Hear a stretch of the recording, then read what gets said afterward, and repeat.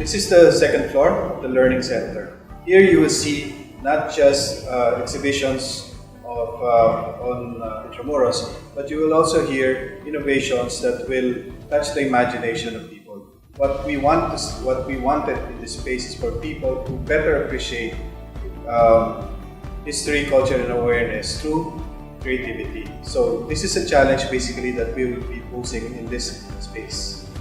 And it's very clear to me that this project will have a number of positive effects.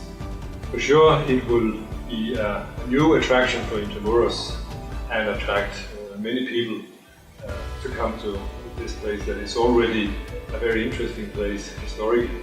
But I know that LEGO is very popular in the Philippines, so by having built these iconic buildings and models, LEGO bricks will be a new attraction for Intramuros and will bring around many local tourists, but I'm also sure foreign tourists.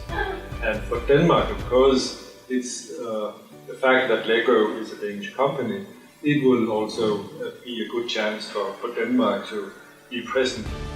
Welcome to the iMake History Fortress. Here you have a learning center, you will see architecture models and galleries. You will learn history, architecture, art, science, all in one place. And we have the LEGO Eagle, which is the first robotic eagle here in the world.